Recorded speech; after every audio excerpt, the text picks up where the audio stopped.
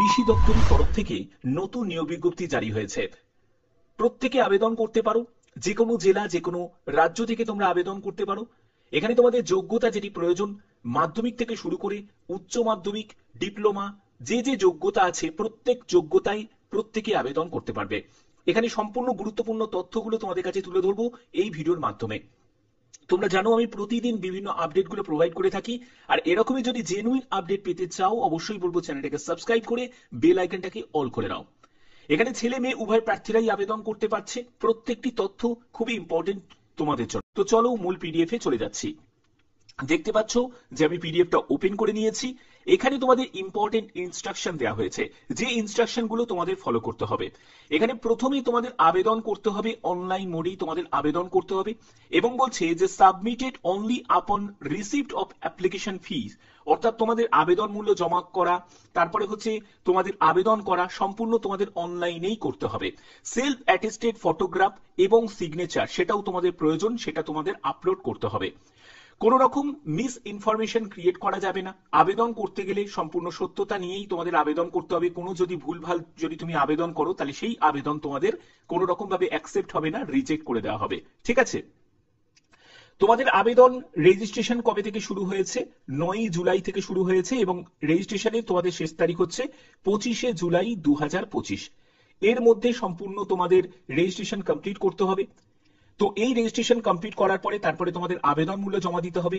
তার মধ্যেই তোমাদের বলে রাখি, যারা এসসি এসটি ক্যান্ডিডেট আছো, যারা পিডব্লিউডি ক্যান্ডিডেট আছো, যারা মহিলা প্রার্থী আছো অর্থাৎ মেয়ে ক্যান্ডিডেটদের কোনো রকম কিন্তু আবেদন মূল্য দিতে লাগবে না। ক্লিয়ার?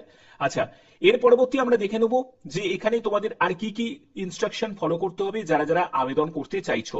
দেখো, এখানে সম্পূর্ণ ডিটেলসটা তোমাদের দেয়া আছে, যে তোমাদের প্রাইমারি কিভাবে সিলেকশন হবে, তোমাদের আবেদন করার জন্য এইচআর থেকে রিক্রুটমেন্ট এই সেকশনে গিয়ে তোমাদের আবেদন করতে হবে। প্রত্যেকটা স্টেপ বাই স্টেপ এখানে ক্লিয়ার করা আছে। আবেদন করার জন্য অবশ্যই একটি ভ্যালিড মেল আইডি এবং তোমাদের মোবাইল নাম্বার কিন্তু প্রয়োজন, যেটা অ্যাক্টিভ যেন হয়। কারণ তোমাদের যা ফার্দার কমিউনিকেশন হবে, কোন ডেটে তোমাদের এক্সাম হবে, সম্পূর্ণ ডিটেলস ইনফরমেশন তোমরা পেয়ে যাবে। ঠিক আছে? এই মেল আইডিতে মেল পেয়ে যাবে, মোবাইলে তোমাদের এসএমএস চলে আসবে। ক্লিয়ার? এবং আবেদন করার সময় দেখতেই পাচ্ছ যে অনলাইন রেজিস্ট্রেশন ফর্মে তোমাদের কি করতে হবে, তোমার এখানে তোমার সম্পূর্ণ অ্যাড্রেস, তোমার নাম, তোমার মেল আইডি, মোবাইল নাম্বার, তারপরে ক্যাটাগরি, পোস্ট, এগুলো কিন্তু কোনো রকম ভাবে তুমি চেঞ্জ করতে পারবে না। ঠিক আছে? আচ্ছা, এই যে নিয়োগের প্রক্রিয়ায় আইবিপিএস কিন্তু সম্পূর্ণ নিয়োগ প্রক্রিয়াটাকে কমপ্লিট করবে। তার জন্য তোমাদের আগেই ক্লিয়ার করে দিচ্ছি, তোমাদের এক্সাম সেন্টার কলকাতাতেও কিন্তু সম্ভাবনা আছে। কলকাতাতেও হতে পারে বা কলকাতার বাইরেও কিন্তু হতে পারে। তো এই ব্যাপারটা আমি আরো ডিটেলসে তোমাদের বলবো, যে কোথায় তোমাদের এক্সাম সেন্টার পড়বে, পোস্টিং কোথায় পড়বে, আমি সব বলবো, ডিটেলসে বলবো। একদম স্টেপ বাই স্টেপ দেখতে থাকো।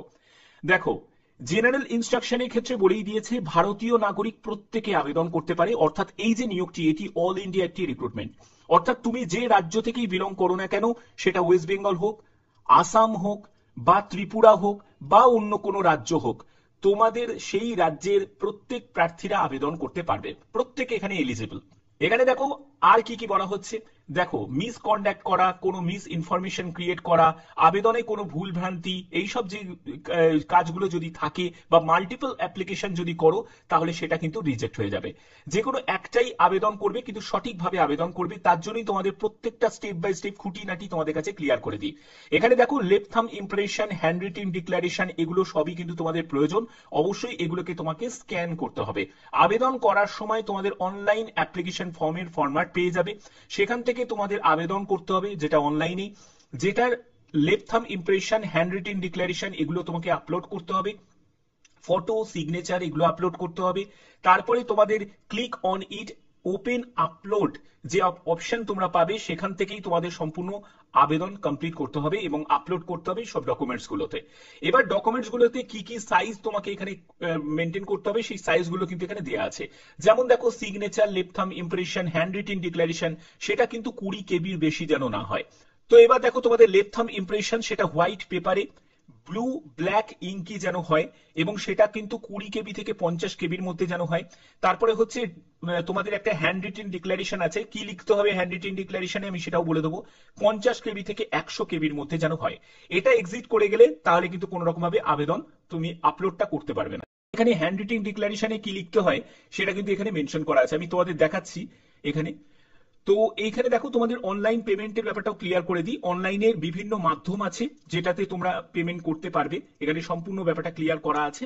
এবং দেখো অ্যাপ্লিকেশন রেজিস্ট্রেশনের জন্য তোমাদের প্রথমে আরসিএফ এর অফিসিয়াল সাইটে যেতে হবে, সেখান থেকে এইচআর রিক্রুটমেন্ট অ্যাপ্লাই অনলাইন বলে অপশন তোমরা পাবে, সেখান থেকেই তোমার valid mail ID, mobile number এবং নিউ রেজিস্ট্রেশনের যে অপশন থেকেই তোমাদের সম্পূর্ণ রেজিস্ট্রেশন কমপ্লিট করতে হবে। এবং রেজিস্ট্রেশন কমপ্লিট করার পরেই তোমাদের সেভ এন্ড নেক্সট করে বাদ বাকি যেসব প্রসেসগুলোকে কমপ্লিট করতে হবে, যেখানে ডকুমেন্টস আপলোড করা, তোমার ডিটেলস দেওয়া, তোমার এডুকেশন কোয়ালিফিকেশনের ডিটেলস দেওয়া, সেগুলো। এবার হ্যান্ড রিটিং ডিক্লারেশনে তোমাদের এই আই থেকে তারপরে তোমার নাম এবং রিকোয়ার্ড পর্যন্ত একটা সাদা কাগজে লিখবে এবং সেটাকে তোমাকে স্ক্যান করে আপলোড করতে হবে। আশা করছি বুঝতে পারছো। এবার এইগুলো কিন্তু তোমাদের প্রসেস, এই প্রসেসগুলোকে তোমাকে ফলো করতে হবে আবেদন করতে গেলে, ঠিক আছে। এবার চলো আমরা চলে যাব যে কোন কোন পোস্ট এবং পোস্টের জন্য কি কি তোমাদের যোগ্যতা প্রয়োজন, সেই জায়গায় চলে যাব। অনেক বড় একটা লিস্ট, ঠিক আছে, অনেক বড়, পিডিএফটা অনেক বড়ই আছে, আমি সম্পূর্ণ স্টেপ বাই স্টেপ তোমাদের কাছে তুলে ধরবো এই ভিডিওর মাধ্যমে, ঠিক আছে। তো চলো প্রথম পোস্ট হচ্ছে এটা, যেখানে দেখো তোমাদের টেকনিশিয়ান মেকানিক্যাল। তো এই মেকানিক্যাল পোস্টের জন্য 22,000 টাকা থেকে 60,000 টাকার মধ্যে তোমাদের বেতন থাকবে। 3 বছরের যারা পলিটেকনিক ডিপ্লোমা করেছো তারা আবেদন করতে পারছো, এবং এইচএসসি যারা করেছো, মানে সায়েন্স ব্যাকগ্রাউন্ড নিয়ে যারা এইচএসসি কমপ্লিট করেছো, এইচএস করেছো, তারা আবেদন করতে পারবে। এবং সঙ্গে তোমাদের 3 বছরের ডিপ্লোমাটাও কিন্তু প্রয়োজন আছে। ওকে, এর পরবর্তী হচ্ছে তোমাদের এখানে কি কি বলা আছে দেখো। এজ লিমিট হচ্ছে এসসি এসটি যারা ক্যান্ডিডেট তাদের 18 থেকে 35 বছর, আর ওবিসি যারা ক্যান্ডিডেট তাদের ক্ষেত্রে 18 থেকে 33 বছর। এছাড়া যারা বিটেক করেছো তারাও আবেদন করতে পারো। পরবর্তী আমরা পোস্টে চলে যাব। পরবর্তী পোস্ট হচ্ছে তোমাদের টেকনিশিয়ান ইলেকট্রিক্যাল ট্রেনি, যেখানে তোমাদের 22,000 টাকা থেকে 60,000 টাকার মধ্যে বেতন থাকবে। 3 বছরের যারা পলিটেকনিক ডিপ্লোমা করেছো ইলেকট্রিক্যাল বা তোমাদের ইলেকট্রিক্যাল ইঞ্জিনিয়ারিং এই ব্যাকগ্রাউন্ডে যাদের আছে তারা আবেদন করতে পারে। যারা এইচএসসি সায়েন্স এবং সঙ্গে যদি তোমাদের 3rd সেমিস্টার 3 ইয়ার্স এর যদি ফুল টাইম ডিপ্লোমা করা থাকে বা বিটেক করা থাকে তারাও এলিজিবল আছে, ঠিক আছে। এর পরবর্তী আমরা চলে যাব। এই পরবর্তী পোস্ট হচ্ছে তোমাদের এখানে টেকনিশিয়ান ইনস্ট্রুমেন্টেশন। এই পোস্টের জন্য তোমাদের বেতন একদম সেম বেতনই তোমাদের থাকবে, এবং এখানে তোমাদের যোগ্যতা যেটি প্রয়োজন, যারা বিএসসি ফিজিক্স নিয়ে পাশ করেছো, গ্র্যাজুয়েশন করেছো, তারা এলিজিবল আছো। এবং তোমাদের পরবর্তী যেটি বলা হচ্ছে সেটা হলো তোমাদের ইনস্ট্রুমেন্টেশন বা মেকানিক্যাল প্ল্যান্ট, কেমিক্যাল প্ল্যান্ট নিয়ে তোমাদের যোগ্যতা থাকতে হবে। এবং দেখো এসটি ক্যাটাগরি থেকে যারা আছো তাদের 50% মার্কস কিন্তু গড়ে থাকতেই হবে। এবং এখানে বয়স হচ্ছে 18 থেকে 35 বছর, 1/2/2025 হিসাবে এসটি ক্যান্ডিডেটদের। এবং পরবর্তী হচ্ছে তোমাদের নার্স গ্রেড 2, যেখানে তোমাদের সেম বেতনই কিন্তু থাকছে। এখানে যোগ্যতা হলো এইচএসসি যারা কমপ্লিট করেছো 3 বছরের, যাদের জিএনএম কোর্স করা আছে তারা কিন্তু এখানে এলিজিবল, ঠিক আছে। জিএনএম কোর্স করা আছে তারা কিন্তু এলিজিবল আছো। এবং হচ্ছে যে তোমাদের পরবর্তী যেটি বলা হচ্ছে যারা বিএসসি নার্সিং ডিগ্রি আছে তারাও এলিজিবল আছে, অথবা দেয়া আছে, ঠিক আছে, যে কোনো একটি হলেই কিন্তু হয়ে যাবে। এর পরবর্তী হচ্ছে এসসি ক্যাটাগরি থেকে তোমাদের এখানে 18 থেকে 36 বছর, 1/2/2025 হিসাবে এজ ক্যালকুলেট করতে হবে। এক্সপিরিয়েন্সের ক্ষেত্রে বলে রাখি 2 বছরের অভিজ্ঞতার প্রয়োজন আছে। যদি তোমার 20 বেডেড কোনো হসপিটালে 2 বছরের কাজের অভিজ্ঞতা থাকে তাহলে তুমি এলিজিবল আছো। এর পরবর্তী পোস্টে চলে যাব, যেটা হলো তোমাদের জুনিয়র ফায়ারম্যান গ্রেড 2, যেখানে কোনো এক্সপিরিয়েন্সের প্রয়োজন নেই, প্রত্যেকে এখানে এলিজিবল, শুধুমাত্র তোমার 10th পাস যোগ্যতা এবং তোমার একটা 6 মাসের যদি ফায়ারম্যান সার্টিফিকেট থাকে তাহলেই তুমি এলিজিবল। এখানে আর একটা কথা বলে রাখি, ডিস্টেন্স লার্নিং, করেসপন্ডেন্স বা পার্ট টাইম কোর্সে যারা করেছো, ঠিক আছে, সেটা ফায়ারম্যান সার্টিফিকেটই হোক বা মাধ্যমিক হোক, তারা কিন্তু এখানে এলিজিবল নয়। এবং পরবর্তী তোমাদের এখানে আরেকটা ব্যাপার বলা হয়েছে, সেটা হলো এজ 18 থেকে 34 বছরের মধ্যে হতে হবে এসটি ক্যাটাগরি থেকে। 1/2/2025 হিসাবে তোমাদের বয়স ক্যালকুলেট করতে হবে। 18,000 টাকা থেকে 42,000 টাকার মধ্যে তোমাদের বেতন থাকবে। পরবর্তী হচ্ছে তোমাদের এখানে দেখো বয়লার অপারেটর গ্রেড 3, এই পোস্টের জন্য 22,000 টাকা থেকে 55,000 টাকা। এখানে তোমাদের এসএসসি মানে হচ্ছে 10th পাস যোগ্যতা চাওয়া হয়েছে, এবং তোমাদের বয়লারে অবশ্যই বয়লার অ্যাটেন্ডেন্টের 2nd ক্লাস তোমাদের কোনো একটা সার্টিফিকেট থাকতে হবে, ঠিক আছে। এখানে তোমাদের বয়স 18 থেকে 35 বছর এবং 2 বছরের অভিজ্ঞতার কথা বলা হচ্ছে বয়লার অ্যাটেন্ডেন্ট পোস্টের জন্য। এছাড়া দেখো তোমাদের আরো পোস্ট আছে, যেটা হচ্ছে তোমাদের অপারেটর কেমিক্যাল। তো এখানে তোমাদের বিএসসি কেমিস্ট্রি নিয়ে তোমাদের যদি কোনো ডিগ্রি থাকে তাহলে অবশ্যই এলিজিবল আছো।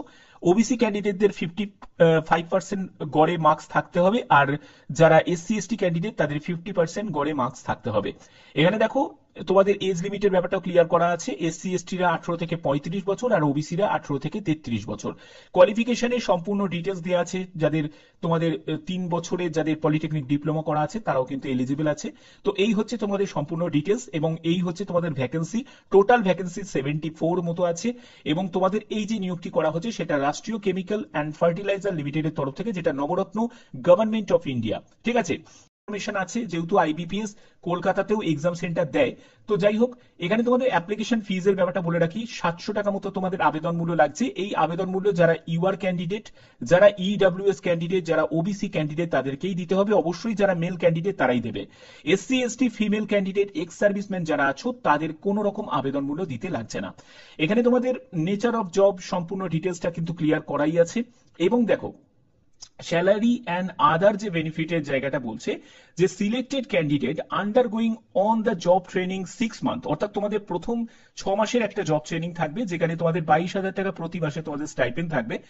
অ্যান্ড তারপরে পরবর্তী যে স্টেপগুলোতে সেগুলোতে তুমি এখানে বেতন তোমাদের 46,200 টাকা থেকে এরকম শুরু হবে। ঠিক আছে, এরকম প্রত্যেকটা পোস্টের জন্য প্রথমে তোমাদের ট্রেনিং পিরিয়ড থাকবে, তারপরে তুমি পার্মানেন্ট ভাবে জবে নিযুক্ত হয়ে যাবে। এখানে সম্পূর্ণ ডিটেলসটা কিন্তু এখানে ক্লিয়ার করা আছে। সিলেকশন প্রসেসের ক্ষেত্রে বললাম যে একটা অনলাইন টেস্ট হবে, তারপরে তোমাদের স্কিল টেস্ট হবে। এবার অনলাইন টেস্ট যেটা তোমাদের হবে সেই অনলাইন টেস্টের ক্ষেত্রে তোমাদের এখানে যে স্টেপগুলো থাকবে সেটা হলো, দেখো দুটো পার্ট থাকছে, 2 পার্টস থাকছে। ঠিক আছে, 90 মিনিট তোমরা সময় পাচ্ছ।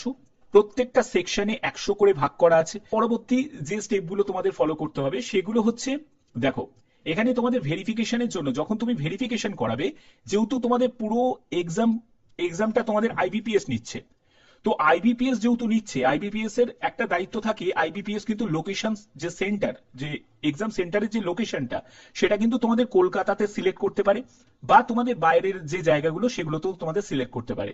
তার জন্যই আমি সবসময় বলবো যারা যারা এলিজিবল আছো অবশ্যই তারা প্রত্যেকে আবেদন করতে পারো, সে মেল ক্যান্ডিডেট হোক বা ফিমেল ক্যান্ডিডেট হোক, বোথ আর এলিজিবল। ওকে, তো আইবিপিএস এর ক্ষেত্রে কলকাতাতেও করতে পারে বা কলকাতার বাইরেও করতে পারে, আমি কমপ্লিট ভাবে একদম ক্লিয়ার ভাবে এটা বলতে পারছি না।